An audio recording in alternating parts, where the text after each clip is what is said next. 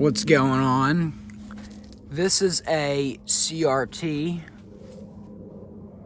and I am going to teach you all how to discharge this unit. Now this unit, the tube was put in backwards. You can see the anode cap is back there on the back. It should be right here, but somebody put the tube in backwards. I'm sure it wasn't put in backwards when it was manufactured, but whoever previously owned this probably tried to work on it or clean it, and they put the tube in backwards. So this is my homemade discharger. It's a screwdriver, Phillips screwdriver with some electrical tape. And then you got a wire, copper wire, connected to this end right here. So you connect this to a ground point on the TV, and you take this top piece of, or this handle of the discharger, and you discharge the TV. So first step, you just want to set the screwdriver down somewhere, find a ground point on the CRT. There's one right here, down here. You can maybe stick or wrap the ground point around, wire around the ground point. Once I get it wrapped around there,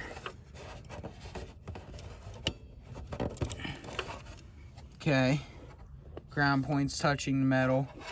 Then you want to take the other end of the screwdriver, and there's the anode cap. Now keep in mind, before you do this, make sure the CRT has not been powered up within at least 3 hours. So if it's been powered up, wait a couple hours. Sometimes they can maintain energy, sometimes they may not, but you never know what you get. So what you want to do is you want to take the screwdriver, stick the screwdriver. Let's see if we get anything. You want to touch both of the electrodes inside of there.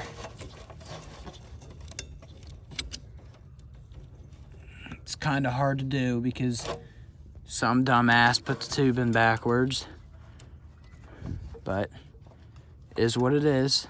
I'm not getting any arc or anything, so what that means is it's safe to work with. The anode button is safe to take off. You always want to continue putting the screwdriver in there. Do it a few times just to make sure that there's nothing in there. If you hear pop, that's good news. If you don't, that's news. It's either that you're not touching both of the electrodes, or it's already discharged for you. But I'm trying to take this cap off. I don't think I can. It's too hard from the back. But anyway, it's safe to work with. Now, that's the anode cap. This could possibly maintain some energy, and pieces on here like capacitors could possibly maintain energy too. So if you want to take the screwdriver and just kind of put the feel around to make sure that there's nothing going on.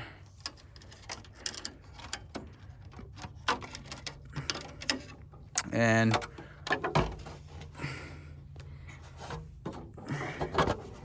disconnect this, and once you have done that, disconnected, now should be safe to work with. But be mindful of the dangerous points on a CRT. It's this right here. This right here, this is a flyback. This can shoot up to 600 volts of energy into the tube.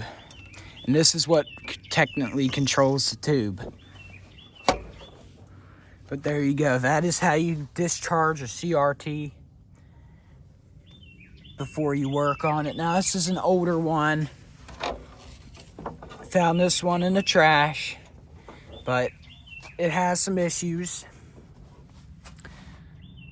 But yeah, Thanks for watching. I hope you all learned something.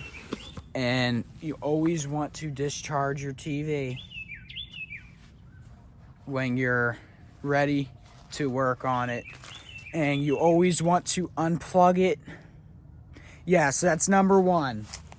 Make sure the unit is unplugged. So the way to know if it's discharged is, look, guess what? I'm still standing. So there it is. I hope you all learned something from this video. Please go ahead and share it with some of your friends, somebody. Teach them something.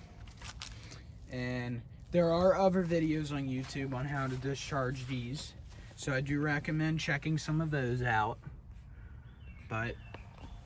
And like I said, the discharger, I'll make a video on me making one. It's just a screwdriver, the copper wire connected to the steel leading onto here, and you want to connect this to a ground point on the TV. Once again, you want to connect it to a ground point and have it stay there. And then once it's connected to the ground point, once it's connected, you can do this procedure. But thanks for watching this video. And if you haven't already, subscribe. If you don't want to subscribe, fine. There you go.